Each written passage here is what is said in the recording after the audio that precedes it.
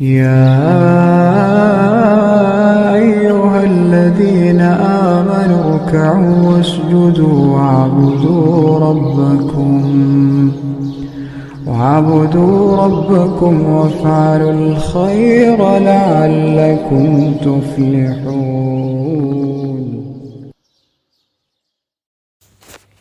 يا صباح الخيرات والهنا والسعادة عليكم، يا رب تكونوا بخير. لو أول مرة تشوفوني، أنا رؤية مصرية عايشة في تركيا.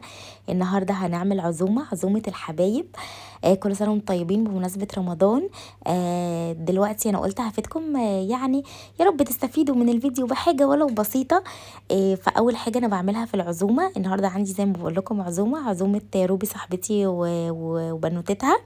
فالنهارده هعمل إيه اول حاجه انا بجيب النوت بوك بتاعتي القمر دي، وبكتب بقى فيها كل الاصناف اللي انا عايزه اعملها كلها كده تحت بعض، وبشوف ايه الاولويات، ايه اللي ابدا بيه، فاهمين، عشان يسهل عليا المجهود. العزومات اهم حاجه فيها التنظيم والترتيب. انا بدات العزومه دي الساعه 12 الظهر، ما كنتش مرتبه اي حاجه من قبلها بيوم، وده غلط، المفروض ارتب، بس انا حصلت عندي ظروف وكده، وقلت لا خلاص انا برضو هبدا وهعمل الطريقه اللي انا متعوده عليها. انا مثلا كنت عايزه في اليوم ده اعمل بيتزا واعمل شيش طاووق واعمل بانيه واعمل اللي هو الرز الاصفر، وعايزه اعمل مكرونه بصلصه، وعايزه اعمل كب كيك كمان، حاجه حلوه يعني وكده، عشان هما البنات كانوا طالبين كده. فانا هعمل ايه، كتبت كل الاصناف اللي انا عايزه اعملها عشان ما احسش ان انا تايهه انا عملت ايه وما عملتش ايه. وبعدين مثلا البيتزا، فاهم حاجه ان انا ابدا بيها عشان اعجن العجينه واسيبها على جنب، وبعدين اجهز الصلصه، وبعدين مثلا اتبل الشيش طاووق والبانيه.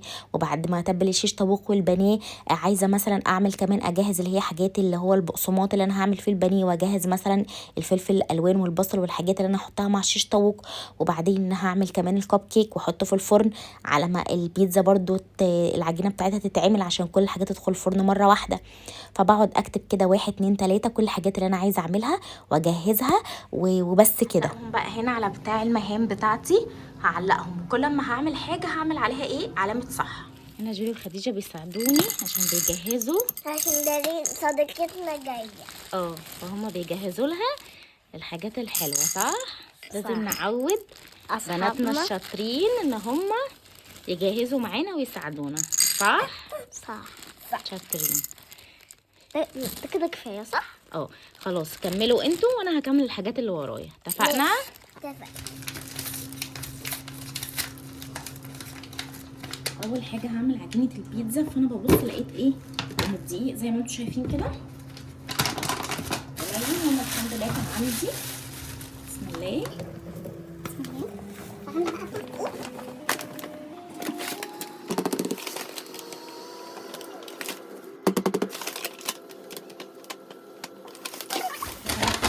دقيق. بسم الله. 1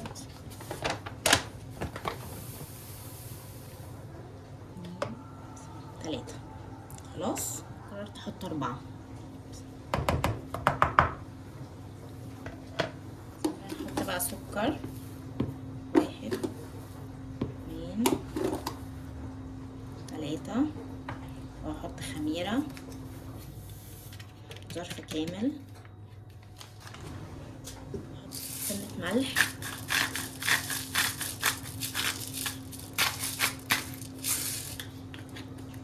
اقلب بقى المكونات دي مع بعض كده.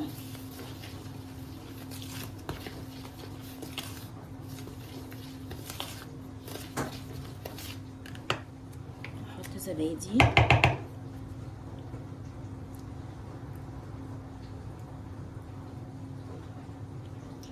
الزبادي بيطر العجينة جدا. احط حليب. بسم الله.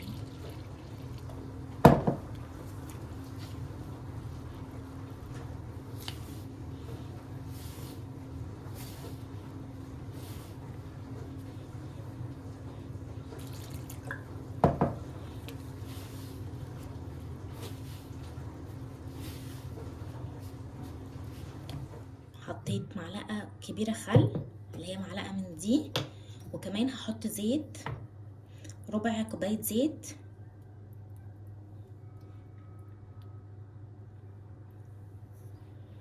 انا عشان عارفة المقدار، بس برضو هعجن ايه تاني.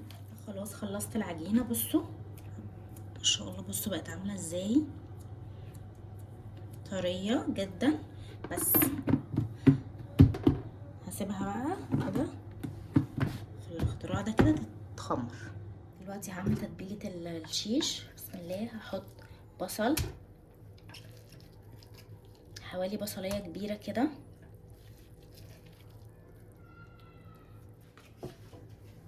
واحط زبادي. 1 2 3 4،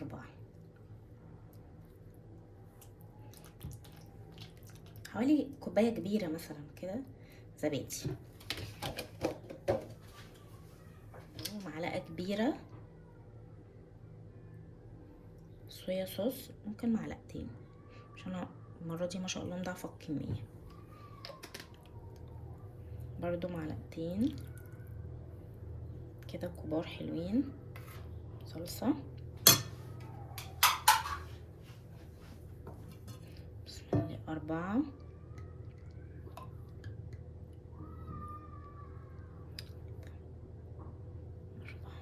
خلي هحط معلقتين كبار. انا هسيب لكم التتبيله مكتوبه بالظبط، كومنت ان شاء الله. هحط ملح. بسم الله.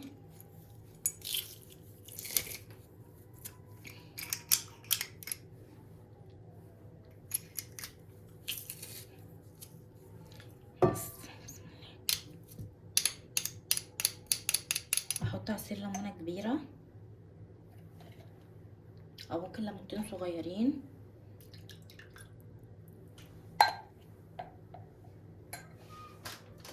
واحط بابريكا.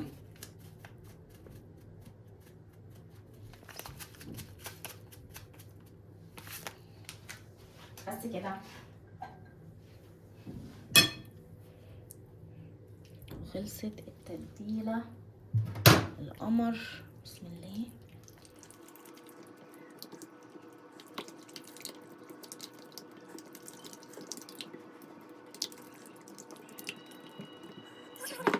هنزل بقى دي وراك مخليه، ونسيبها بقى ايه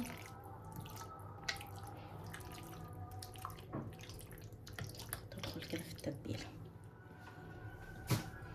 كده تتبيله الشيش خلصت. شايفين شكلها؟ اللهم بارك، خطيره وقمر وقمر. بس هشيلها بقى تتبل شويه وهنعمل تتبيله البانيه. تتبيله البانيه بحط بصل،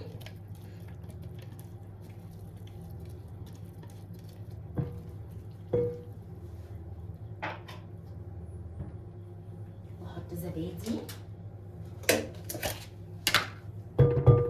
انا تتبيله البانيه دايما بسم الله معتمداها. برضو بحط برضو كوبايه كبيره زبادي. الزبادي على فكره بيطري الفراخ جدا، مخليهاش ناشفه كده. بحط بسم الله سنه قرفه صغننه. بحط بابريكا،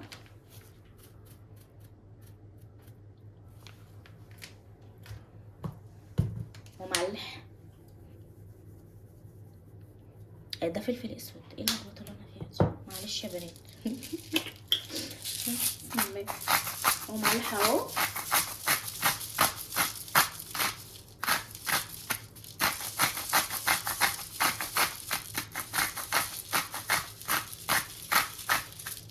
سنة القرفة اللي على البانيه دي مش بتبان خالص. وكاري،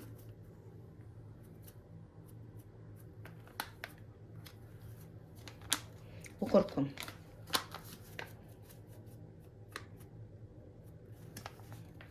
وليمون.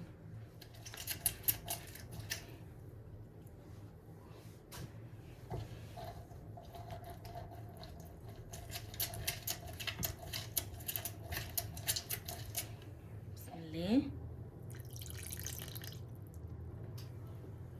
بس دي تتبيلة البانيه اللي انا معتمداها دايما.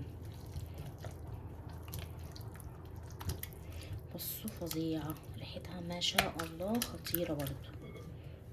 كده النهاردة عملنا تتبيلتين قمر، البانيه والشيش طاووق.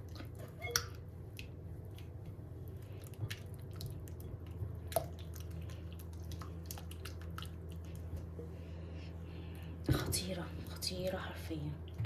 بسم الله. البانيه برضو غسلاه ومصفياه. بصوا دايما بحب اصفي الفراخ بس. وهنقلبه برضو.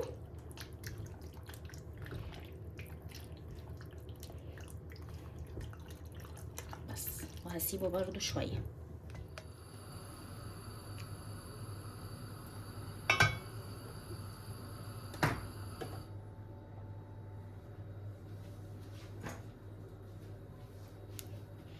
دلوقتي هعمل الصلصه بتاع البيتزا بالمكرونه. هوريكم ازاي ان انا هطلع حاجتين من حاجه واحده. الثوم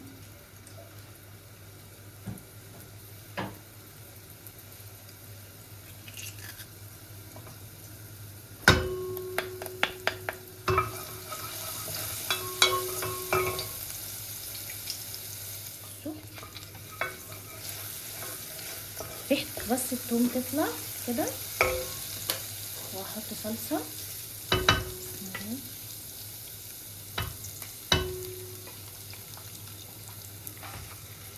وبرضو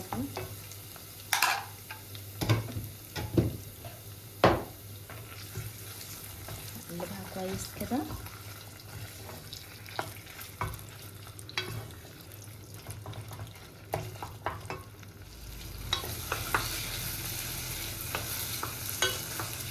قلبتهم كويس كده شويه. هبدا بقى ايه احط الصلصه دي. انا ضربت دي 2 طماطمايه كده احطها.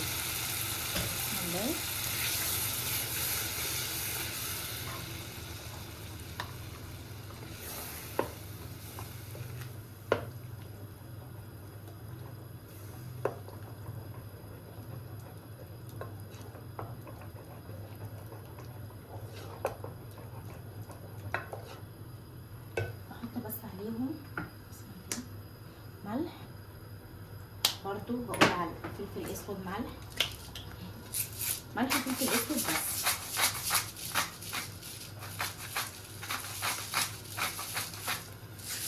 ريحه رهيبه. ممكن احط كمان سنه بابريكا سنه كده.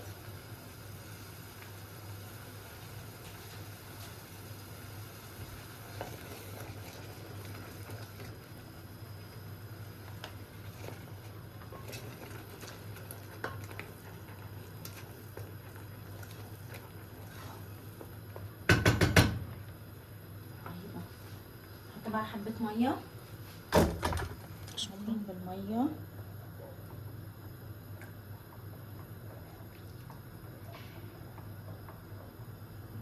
هسيبهم بقى يتسبكوا مع نفسهم كده. معلقة صغيرة كده سكر. بصوا عشان الحموضة بتاع الطماطم.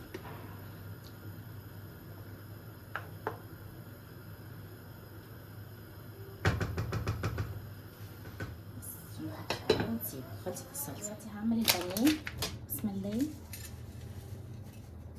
وعملت كب كيك وحطيته في الفرن كمان بس انا شاركته معاكم قبل كده.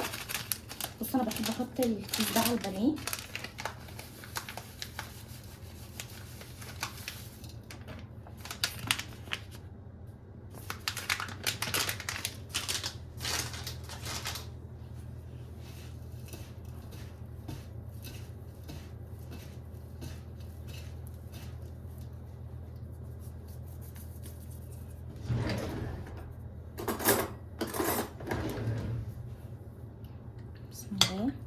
هاخد واحده كده احطها كده.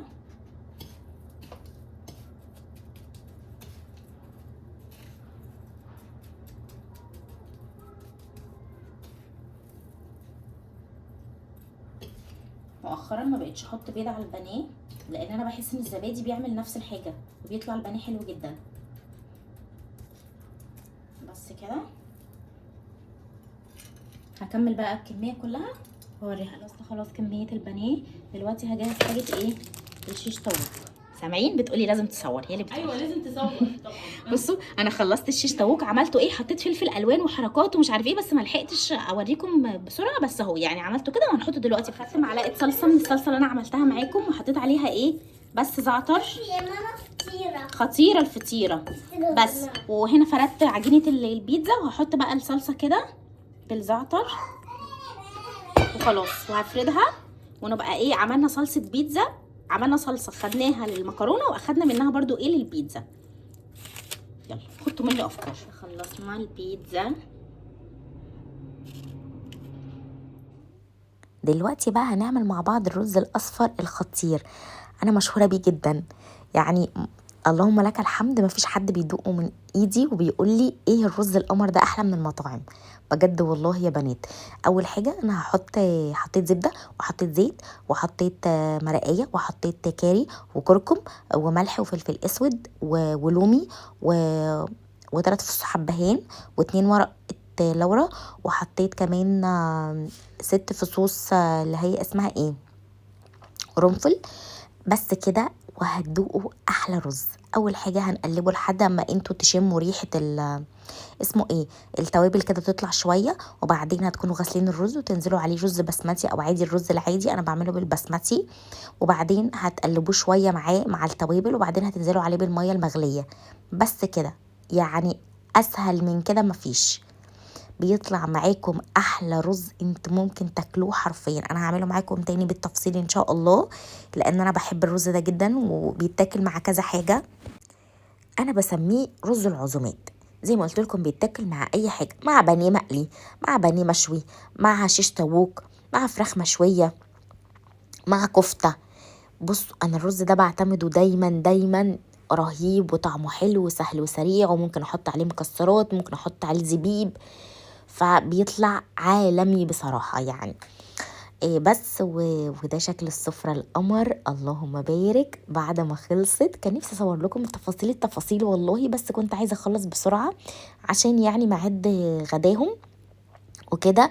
والبيتزا والرز الخطير والمكرونة والبانيه والشيش طاووق، وبصوا والمخللات بقى وكده، والحاجة الساقعة.